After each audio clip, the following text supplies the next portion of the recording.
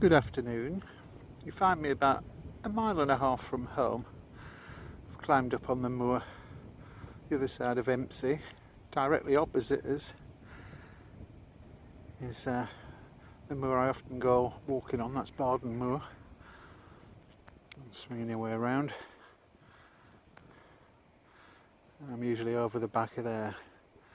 However, today I've come to have a look at the rocks in this quarry here below me, and this one just down here, if I can get in and have a quick shufty.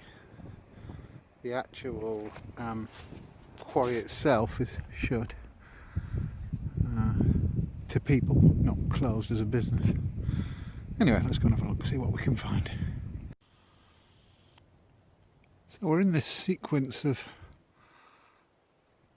carbonates and shells and thin sandstones.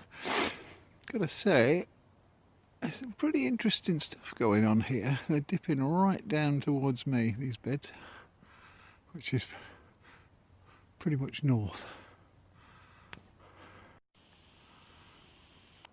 So you can see there's been some powerful forces at work here. Quite a bit of folding. To say the geology is great up here.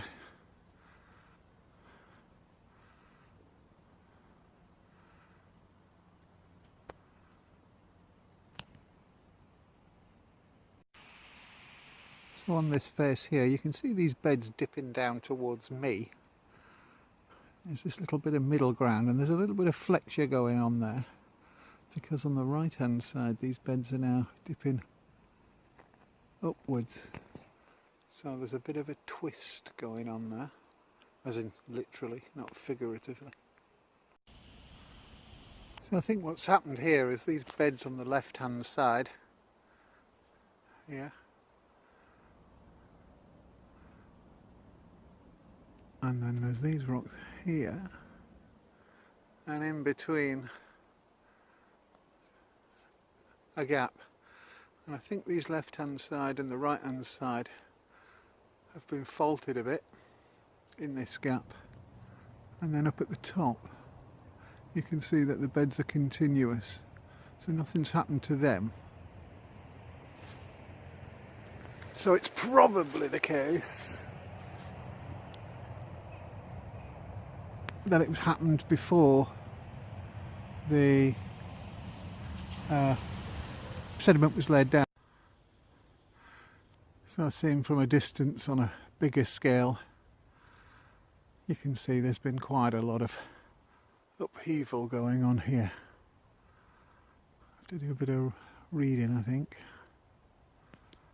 Fabulous. So in the derelict quarry on the other side of the road, come across this. I'm guessing that this was possibly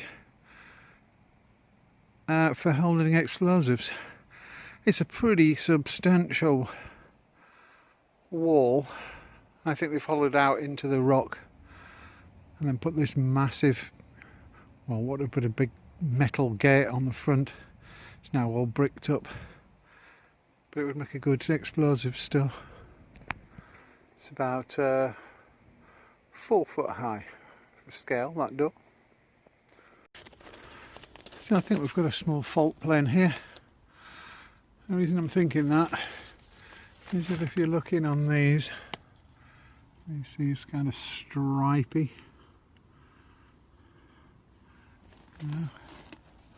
And down here. And on here. And here. It all looks a bit calcitey, this rock. So I'm thinking this is probably infill with calcite of a small fault.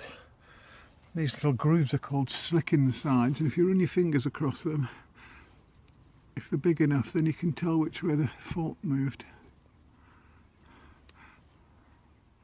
Difficult to tell with this, it's pretty worn.